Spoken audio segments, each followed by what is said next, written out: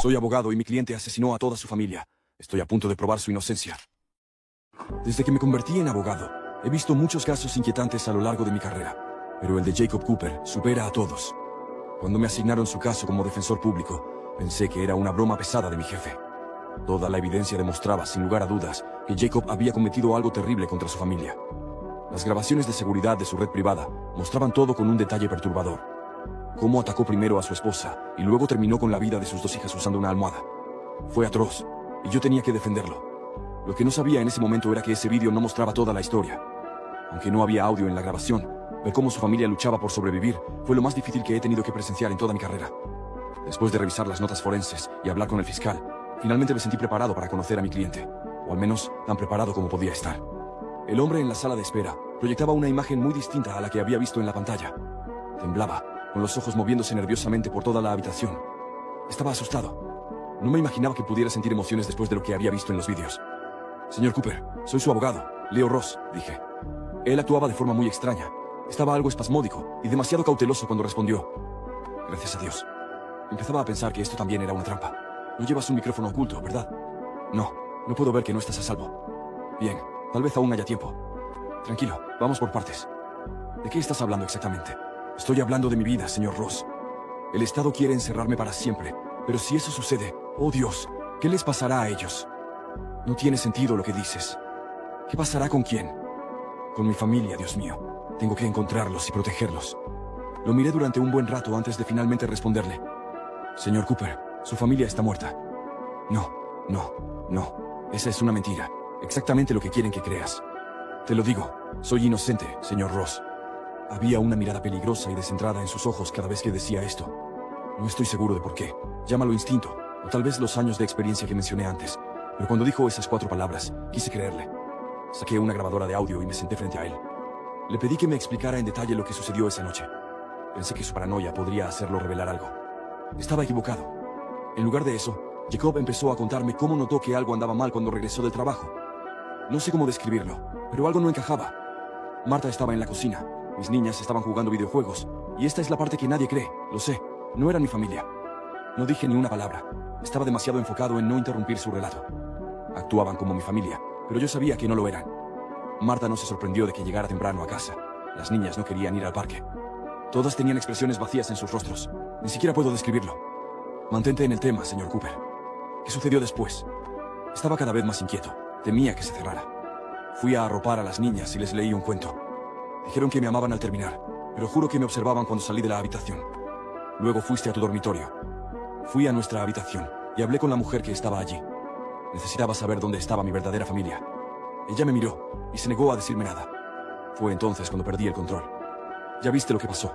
La empujé a la cama, exigiendo ver a mi verdadera esposa. No me crees, ¿verdad? Debo admitir que es una idea bastante fantástica, pero si quieres mi apoyo, si lo que dices es cierto, necesito alguna prueba. Mi cliente parecía desesperado por darme algún indicio que apoyara su versión. Entonces, una expresión de claridad cruzó su rostro. Sacó un anillo de su bolsillo y lo colocó en mi mano. El anillo de bodas de Marta. No le quedaba al impostor. Quiero decir, era demasiado pequeño. Proclamó esto mientras lo llevaban de regreso a su celda. Algo en su comportamiento me decía que, en su mente, creía haber hecho lo correcto. Si era así, entonces cambiaba todo en este caso. Así que llamé a un amigo mío que trabaja en la morgue del condado para tener la oportunidad de ver los cuerpos de cerca. Cuando llegué, los 3 estaban casi irreconocibles por la brutalidad de los ataques. Esto parecía cada vez más un acto premeditado y salvaje. El tipo era bastante meticuloso. Dañar los cráneos para arruinar la identificación dental fue un movimiento calculado. Y luego lo de los dedos de su esposa. Eso mostraba cuán retorcido podía llegar a ser. Sus dedos. Sí, el agresor cortó la piel cerca de las puntas para evitar que pudieran usarse las huellas dactilares. Si no fuera por el vídeo de seguridad, ni siquiera sabríamos a quién pertenecían esos cuerpos. Jugueteé con el anillo en mi dedo. ¿Puedo intentar algo? Claro, pero ten cuidado, los servicios funerarios llegan por la mañana. Asentí y traté de deslizar el anillo en el dedo de la mujer. No le quedaba. Podría ser que, de alguna manera, Jacob estuviera diciendo la verdad. ¿Revisaste las huellas dactilares de las niñas? No veo el punto. Son demasiado jóvenes para figurar en la base de datos. Decidí revisar las huellas yo mismo, solo para encontrar cicatrices extrañas en los extremos de los dedos, como si nunca hubieran tenido huellas. ¿Alguien habría hecho esto para ocultar algo? Todo bien, Ross. Volví a guardar el anillo en mi bolsillo. De repente, la habitación se sintió más fría. Sí, Probablemente debería irme. Ya sabía que algo no estaba bien. Ahora realmente le creía. Algo de lo que decía era cierto, pero aún no había visto los archivos originales del caso, aparte del resumen que me dieron. Así que cuando volví a la oficina, fui directamente al archivo de evidencias para encontrar los expedientes. Encontré la sección con los archivos recientes. El suyo estaba cerca de la parte superior, pero después de 10 minutos de revisar, no encontré nada relevante. Empezaba a pensar que estaba perdiendo el tiempo. Estaba a punto de cerrar el cajón con frustración, cuando una caja marcada, para ser destruida, en la parte superior del gabinete, llamó mi atención. Extendí la mano y bajé con cuidado la caja polvorienta. El sello de para destruir me provocó un escalofrío, como si alguien hubiera querido borrar deliberadamente su contenido. Al abrirla, un olor rancio y metálico emergió, una mezcla entre papel envejecido y algo más difícil de describir. Dentro encontré documentos manchados, cintas de vídeo etiquetadas con fechas anteriores a la supuesta noche del crimen y varios sobres marrones sin identificar. Tomé uno al azar. Dentro había fotografías, no del crimen, sino de la familia Cooper semanas antes de los hechos. Lo perturbador era que la mujer y las niñas en esas imágenes no eran las mismas que yo había visto en los vídeos de vigilancia. ¡Hey! No te preocupes. No tienes que ir a ningún lado a buscar la continuación. Lo único que te pedimos a cambio es que toques 2 veces la pantalla y le piques al botón de seguir. Ahora sí, vamos con la parte 2. Me detuve en seco. Había algo en los ojos de las niñas de las fotos. Ternura, alegría, vida.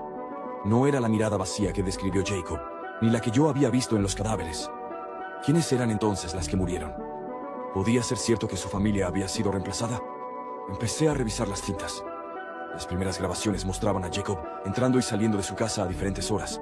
Nada relevante hasta que encontré una cinta sin fecha, simplemente marcada como Día 0. En ella Jacob llegaba del trabajo y su expresión se endurecía al cruzar la puerta. La cámara captaba desde la esquina del salón, un ángulo ciego en el sistema oficial. Marta aparecía con un delantal y las niñas jugaban con bloques de colores, pero había algo desconcertante en sus movimientos, como si fueran marionetas ejecutando acciones aprendidas. Todo se sentía ensayado, cada gesto, cada palabra, repetitivo, artificial. Volví a mirar el anillo que Jacob me había dado. En esa grabación, Marta giraba la mano al pasarle un plato a una de las niñas y no llevaba anillo. Rebobiné y revisé varias veces. En ningún momento tenía uno en su dedo. Tragué saliva, algo no encajaba. Me apresuré a guardar las cintas en mi maletín y salí del edificio con el corazón palpitando, como si hubiera presenciado un crimen nuevo. Esa noche no pude dormir. Me senté en mi sala, repasando cada palabra que Jacob había dicho, cada reacción, cada mirada paranoica. Si de verdad había dicho la verdad, entonces alguien más tenía que estar detrás de esto. ¿Pero quién? ¿Y para qué reemplazar a una familia entera? Una idea me asaltó con fuerza. ¿Y si él no era el único? A la mañana siguiente, regresé a la prisión para hablar con Jacob nuevamente. Esta vez, me dejaron verlo sin restricciones. Su expresión era más calmada, casi resignada, pero al verme, sus ojos se iluminaron con algo que parecía esperanza. Señor Ross, dijo. Ya notó, lo vio, ¿verdad? No respondí de inmediato. Solo saqué una fotografía de las que encontré en la caja y la coloqué frente a él. Jacob la tomó con manos temblorosas. Al verla, rompió en llanto. Ellas, susurró entre sollozos. Ellas son mis verdaderas hijas. Lo dejé desahogarse. Luego con tono bajo le dije: Jacob, necesito saber todo. No omitas nada. ¿Quiénes crees que eran esas personas en tu casa? ¿Qué ocurrió realmente? Se limpió la cara con las mangas del uniforme naranja. Su voz, aunque entrecortada, fue firme. No eran humanas, o no del todo. Se movían como nosotras, hablaban como nosotras, pero no eran ellas. Había algo detrás de sus ojos, algo que observaba. Me estremecí. ¿Por qué no lo dijiste antes? ¿A quién iba a decirle algo así sin parecer loco? Lo intenté con la policía, se rieron de mí, me sedaron, me dejaron aquí. ¿Y cuándo supiste que ellas no eran reales? Jacob guardó silencio unos segundos. La primera noche que regresé del trabajo, noté que no sabían el nombre de nuestro gato. Siempre lo llamaban el animal, como si no recordaran su nombre real. Y luego, una noche, escuché a Marta hablar por teléfono, pero no en su voz. Era como si otra persona hablara a través de ella. No podía ignorar más lo que decía. El anillo que no le calzaba a la mujer muerta, las cicatrices en los dedos de las niñas, el comportamiento robótico en las tintas. Todo apuntaba a una posibilidad tan absurda como real. Lo miré directamente. Jacob, ¿crees que tu familia fue reemplazada por impostores? Su mirada se volvió de hielo. No lo creo, lo sé. Y alguien allá afuera está viendo cada movimiento que hacemos. Usted ya está en esto, señor Ross. Ahora usted también es parte. Sentí que el estómago se me hacía un nudo. No era solo un caso más, y definitivamente esto no era simplemente una defensa legal. Era el principio de algo mucho más oscuro. De camino a casa, sentí que cada sombra me seguía. Encendí la radio del auto para despejarme, pero la estática era lo único que salía. Ninguna estación respondía. El aire parecía más denso, como si algo invisible viajara conmigo. Al llegar, revisé el maletín, como si lo que llevaba pudiera haberse desvanecido. Las fotos seguían allí, las cintas también, pero había algo más, un sobre que no recordaba haber tomado de la caja.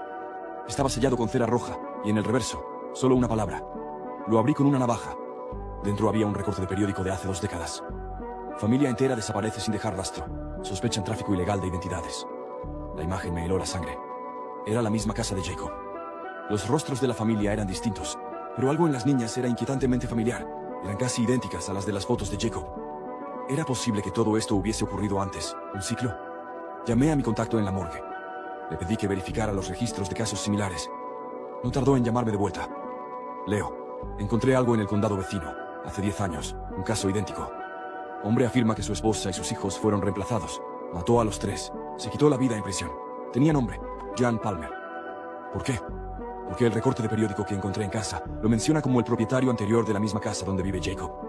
El silencio del otro lado de la línea fue absoluto. ¿Crees que es la casa? Creo que es algo más que la casa. Hay un patrón, algo está ocurriendo ahí dentro. Y si sigo investigando, probablemente me toque a mí también. Esa noche me costó conciliar el sueño. Tuve pesadillas. Oía pasos fuera de mi ventana.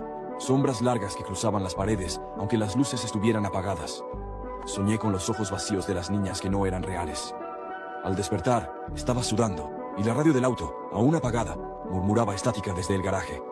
La paranoia de Jacob empezaba a contagiarme. Fui a la oficina esa mañana, decidido a ir hasta el fondo. Entré en contacto con una experta en perfiles psicológicos. Le pedí que evaluara a Jacob desde otro ángulo, no como alguien que había perdido la razón, sino como alguien que tal vez estaba viendo lo que nadie más se atrevía a ver. Le mostré los vídeos, las cintas, las fotografías. Ella me pidió tiempo. Me fui directo al tribunal. No iba a permitir que lo condenaran sin que toda esta información saliera a la luz. Mientras caminaba por los pasillos, alguien me interceptó. Un hombre con traje oscuro, gafas y rostro inexpresivo. Señor Ross, ¿podemos hablar? ¿Usted quién es? Represento a una organización interesada en el caso Cooper. No se identificó. Solo me entregó una tarjeta en blanco. Usted ha encontrado cosas que no debía ver. Haga desaparecer las cintas. Retírese del caso. Está amenazándome. Le estoy dando una salida. No todos tienen esa suerte.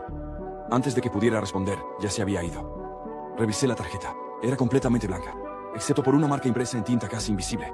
Un círculo con 3 líneas cruzadas. Lo guardé. Era la primera prueba tangible de que había alguien más implicado en esto. Fui directo a la oficina de la psicóloga. Cuando llegué, ella me esperaba con el rostro desencajado. Leo, esto no es un caso de locura común. ¿Qué quieres decir?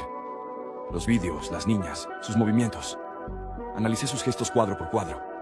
Hay un patrón, como si siguieran una coreografía diseñada para engañar a alguien. Son imitaciones, no humanas. Me senté. La sala giraba un poco. Entonces, ¿crees que Jacob tenía razón? Creo que es más profundo que eso. Si estas criaturas existen, no solo están copiando familias, están estudiándonos. Midió mis reacciones. Yo no tenía palabras. Ella continuó. Hay grabaciones que no deberían existir. En una de las cintas que me diste, en un reflejo del vidrio, aparece alguien más en la casa. Alguien que no estaba visible en la escena, como si se grabara desde otra realidad. La grabación mostraba la cocina aparentemente vacía, pero en la tetera de acero, el reflejo mostraba una figura alta, delgada, de rostro largo y ojos imposibles de describir. No se movía, solo observaba. ¿Viste esto tú sola? No, llamé a un colega, él también lo vio. Y luego, esta mañana, desapareció. No vino a trabajar, no responde. Me entregó la cinta como si fuera un objeto maldito. Quémala si tienes sentido común. Pero si no puedes, al menos prepárate. Esto ya no es solo un caso, y tú ya no eres solo un abogado. Me llevé la cinta, incapaz de dejarla. Mi nombre está en los documentos, mi voz en las grabaciones. No hay forma de salir limpio. Fui a casa y cerré todo. Puse la cinta en el reproductor una vez más. El reflejo seguía allí, pero esta vez, esa figura ya no estaba en el reflejo de la tetera. Estaba en el fondo de la cocina, dando un paso hacia adelante. Salté de mi asiento. El control remoto cayó al suelo y la cinta se detuvo en seco, como si supiera que había visto demasiado.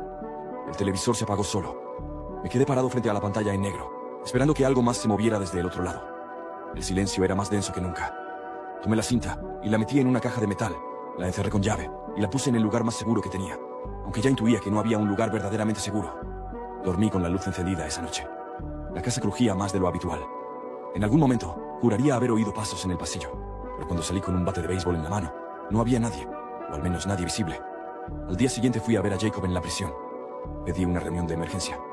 Tenía que saber si él también había visto a esa figura. Cuando entré en la sala de visitas, noté algo distinto en él. No temblaba, No miraba a su alrededor como antes. Estaba sereno. Lo vio, ¿verdad? Swing preguntó antes de que yo dijera una sola palabra. ¿Viste a la figura? Asentí. Entonces ahora entiende por qué tenía que hacerlo. ¿Por qué no podía dejar que se quedaran? ¿Qué son? Component placement, le pregunté con la garganta seca. No lo sé, pero no sienten, no respiran, no envejecen. Solo copian, nos reemplazan, se instalan en nuestras vidas hasta que dejamos de existir. Su mirada se endureció. Yo no fui su primer objetivo. Lo han hecho antes, y lo seguirán haciendo si no los detenemos. Me incliné hacia él. Entonces ayúdame, dame pruebas, algo que pueda usar para que otros lo vean. Jacob sonrió, pero fue una sonrisa triste. Nadie más verá lo que usted vio. Ellos eligen a quién mostrarle su rostro real. Usted fue elegido. Me puse de pie, frustrado. Entonces, ¿qué demonios quieres que haga? Quiero que cuando llegue el momento, elija bien, que no confíe ni en su reflejo, porque cuando empiecen a copiarlo a usted, será demasiado tarde.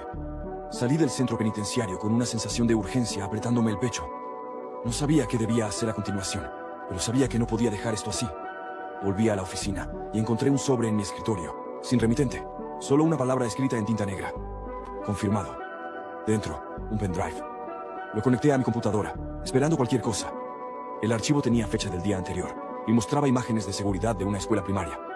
En un pasillo vacío, una niña pequeña caminaba sola. Se detenía frente a una cámara y sonreía, pero su rostro no se movía, solo sus ojos. Luego, detrás de ella, apareció otra figura, igual a ella. Vestido, peinado, incluso el mismo lazo en el cabello. La segunda niña se le acercó por detrás, la tomó de la mano y ambas caminaron hacia la salida. El vídeo se cortaba allí. Revisé la metadata. La grabación venía del distrito escolar donde, según Jacob, sus hijas estudiaban. Estaban reapareciendo, o más bien, algo que lucía como ellas. Busqué a la psicóloga para mostrarle el vídeo. Cuando llegué a su oficina, estaba cerrada. Golpeé varias veces, nadie respondió. Al bajar al lobby, el portero me dijo que ella se había ido la noche anterior y no había vuelto. Su auto seguía en el estacionamiento. La policía no hizo mucho caso, solo una mujer desaparecida más. Decidí revisar la grabación de las cámaras del edificio. Conseguí acceso, y ahí estaba ella, bajando por las escaleras, nerviosa, mirando hacia atrás, y detrás, una figura idéntica a ella, siguiéndola paso a paso. Se veía más joven, más firme, pero el mismo rostro, mismo abrigo, mismo bolso. Vi cómo ambas salían por la puerta principal. ¿Cuál era la verdadera? Me llevé la grabación, consciente de que si no me daban la razón, al menos tendría material para mi propia seguridad. Esa noche, alguien tocó a mi puerta. Eran las 2 de la madrugada. Miré por la mirilla y sentí que el estómago se me vaciaba.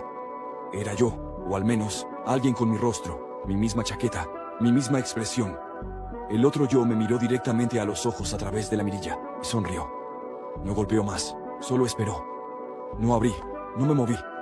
Me senté contra la puerta toda la noche, escuchando su respiración. Sí, respiraba, pero no era natural. Era como un eco, como si supiera que debía hacerlo para parecer real. Cuando amaneció, ya no estaba, pero en el felpudo había un sobre. Tú decidiste verte, decía la nota. Adentro, una copia de mi llave de casa. Me quedé paralizado. La llave en mi mano pesaba como si llevara siglos de secretos encerrados. La observé bajo la luz, cada diente perfectamente replicado. Era mi llave, o mejor dicho, era idéntica, pero yo nunca la perdí, nunca la presté. Nadie debió haber podido replicarla. Sentí el impulso de correr, de largarme lejos. Pero, ¿a dónde se puede huir cuando lo que te persigue ya tiene tu rostro, tu casa, tu vida? Esa noche no dormí. Coloqué muebles detrás de cada puerta, sellé las ventanas y mantuve el teléfono en la mano con el número de emergencias listo para marcar, pero nadie vendría si les contaba que estaba siendo acechado por mí mismo. A la mañana siguiente, fui a la prisión. Necesitaba respuestas. Jacob me miró con una calma inquietante, como si supiera que algo ya había comenzado. ¿Ya lo conoció?, me preguntó. Asentí. Entonces sabe lo que se viene. No querrán solo su vida, señor Ross. Quieren su historia, su lugar en el mundo, y una vez que lo tengan, no quedará nada. ¿Cómo se detiene algo así? ¿Cómo se enfrenta a algo que puede imitar cada parte de ti? Jacob se encogió de hombros. No sé si se pueda. Lo único que aprendí es que mientras alguien sepa la verdad, mientras alguien vea, ellos no pueden quedarse para siempre. Su mentira se deshace si es revelada. Salí de allí más confundido que antes, pero una idea germinaba. Si la luz los exponía, si los ojos humanos eran su límite, entonces debía obligarlos a mostrarse. Volví a mi casa, pero antes pasé por la ferretería. Compré cámaras, reflectores, sensores de movimiento. Convertí mi casa en una trampa de luz. Esa noche esperé. No tardaron en volver. Lo escuché, el suave giro de la cerradura. Alguien con mi misma voz murmuró algo al entrar. Vi su silueta avanzar por el pasillo, confundido por los cambios, y en cuanto pisó el sensor, los reflectores explotaron en luz. Lo vi completamente. No era exactamente yo. Había una rigidez antinatural en su forma de caminar, un leve parpadeo de los ojos que parecía mecánico. Y entonces, algo más aterrador.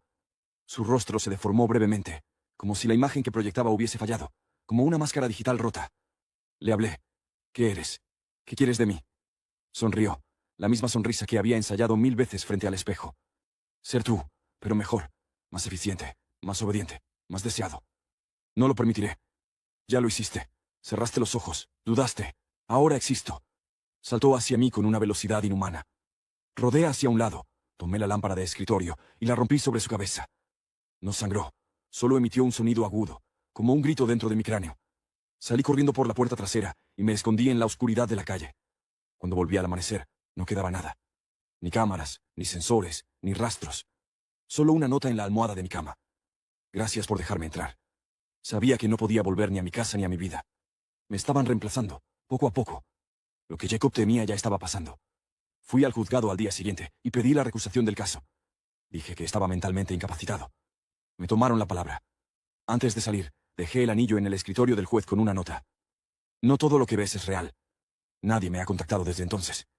Jacob fue transferido a un hospital psiquiátrico, donde dice que duerme con los ojos abiertos. Yo viajo de ciudad en ciudad, cambiando de nombre, de aspecto, de rutina. Nunca me quedo más de una semana. Nunca entro a una casa sin comprobar cada espejo, cada sombra, porque aún siento que me buscan, que me siguen, que hay otro yo allá afuera, perfeccionándose, esperando el momento para tomar mi lugar. Y lo peor de todo es que si alguna vez lo logra, nadie lo sabrá, porque él se verá exactamente como yo. Pero no soy yo.